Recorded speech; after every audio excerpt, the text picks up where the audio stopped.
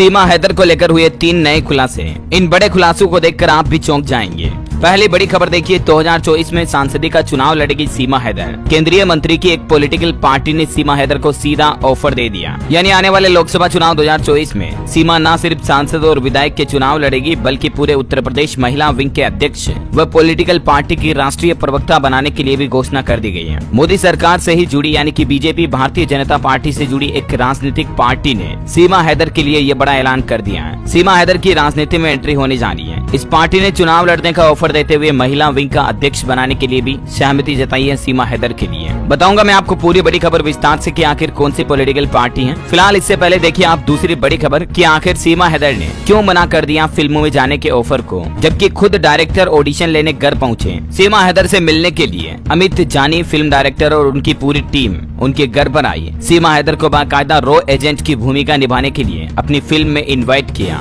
और न सिर्फ सीमा को बल्कि उसके पति सचिन को भी फिल्म में कुछ अहम रोल किरदार निभाने के लिए निमंत्रण दिया। लेकिन घर आकर ऑडिशन देने के बावजूद भी सीमा हैदर ने फिल्म में काम करने के लिए मना कर दिया, मानो घर पर आई लक्ष्मी को ठुकरा दिया हो। आखिर ऐसा क्यों? इस वक्त की सबसे बड़ी खबर आ रही है सीमा हैदर को लेकर नया खुलासा देखिए आप। रॉ एजेंट बनेगी सीमा हैदर, ए टेलर स्टोरी। ये राजस्थान के उदयपुर का एक मामला था, आपको पता होगा। कन्हैया लाल साहू की जो घटना हुई उसी पर आधारित ये फिल्म है और उसी फिल्म में रॉ एजेंट की भूमिका किरदार निभाने के लिए प्रोड्यूसर अमित जानी ने सीमा हैदर को इनवाइट किया। ये देख सकते हैं आप कुछ तस्वीरें। सीमा हैदर के घर गए बाकायदा प्रोड्यूसर और फिल्म में काम करने का ऑफर दिया। घर जाकर के ही सीमा का ऑडिशन भी लिया। अच्छा, मुंबई में बॉलीवुड में हकीकत हालात ये हैं, आप पता कर लेना सर्च करके इंटरनेट पर। ऑडिशन देते देते जिंदगी निकल जाती है, लेकिन फिल्मों में कुछ रोल नहीं मिल पाते हैं। लेकिन सीमा हैदर को घर आकर के प्रोड्यूसर खुद इनवाइट कर रहा, ऑडिशन ले रहा। फिर आखिर सीमा हैदर फिल्मों में जाने के लिए क्यों मना कर रही है? क्या राजनीति में जाने का इतना ही इंटरेस्ट है सीमा को? देखिए जरा इस वक्त की बड़ी रिपोर्ट सामने है। ये तस्वीर है सीमा ने प्रोड्यूसर अमित जानी के जाने के बाद उनके पैर छुए, उनसे आशीर्वाद लिया। उनके घर गए थे नोएडा के रबुपुरा में। फिर प्रोड्यूसर अमित जानी ने सीमा को भगवा रंग का कपड़ा भी पहनाया। अमित और सीमा ने साथ में बैठकर फिल्म के स्क्रिप्ट के बारे में बातचीत की।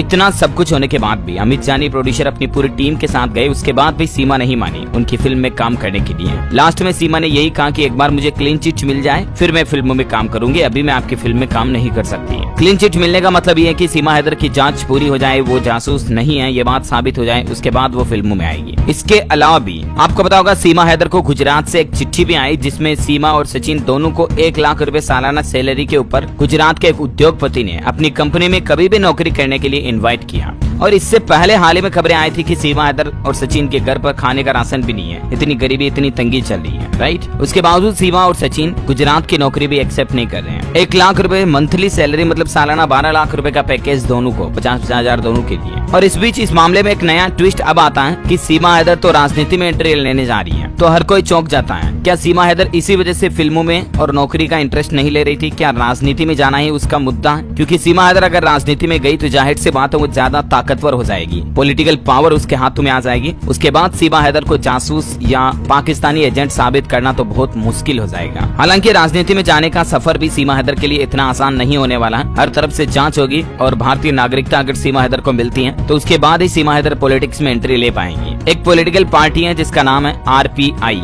जो कि बीजेपी के साथ गठबंधन में भी है, Republican party of India. RPI के राष्ट्रीय प्रवक्ता किशोर मासूम ने सीमा हैदर को उन्होंने अपनी पार्टी में शामिल करने की मंशा जताई, इनवाइट किया। किशोर मासूर का कहना है कि अगर सीमा निर्दोष पाई जाती है तो बाकायदा वो भारतीय नागरिकता मिलने के बाद उन्हें अपनी पार्टी की राष्ट्रीय प्रवक्ता भी बनाएंगे। मतलब जैसे कांग्रेस की ताकत राहुल गांधी, सोनिया गांधी के हाथों में है ना, वैसे राष्ट्रीय प्रवक्ता बनने के बाद आरपीआई पार्टी की मुख्य कर्ता धर्ता यही बनेगी सीमा हैदर। यहाँ तक कि किशोर मासूर ने यह कहा कि अगर इटली से आकर सोनिया गांधी भारत में राजनीति कर सकती हैं और प्रधानमंत्री पद की दावेदार हो सकती हैं, तो ऐसी स्थिति में पाकिस्तान की सीमा हैदर राजनीति में क्यों नहीं आ सकती? अगर सीमा हैदर को भारत की नागरिकता मिलती है, उसके ऊपर आरोप सिद्ध नहीं होता, तो हम उसे उत्तर प्रदेश महिला विंग का अध्यक्ष बनाएंगे, हमारी पॉलिटिकल पार्टी में लाएंगे। क्या ये कहीं पूरी कोई साजिश या प्रोपेगेंडा का माया जाल तो नहीं? आपको क्या लगता है दोस्तों, हमारे पड़ोसी देश पाकिस्तान के कोई नागरिक को जो सालों तक पाकिस्तान में रहा, उसको भारत के पॉलिटिक्स में इतने ऊंचे लेवल पर, उतने ऊंचे पद पर बिठाना क्या भारत की लोकतांत्रिक व्यवस्था के लिए सुरक्षित हो सकता है? क्योंकि पाकिस्तान है वो भी स्पेशल दूसरा देश हो तो फिर देखे जाता। आपकी क्या राय विचार है मुझे नीचे कमेंट करके बताइए।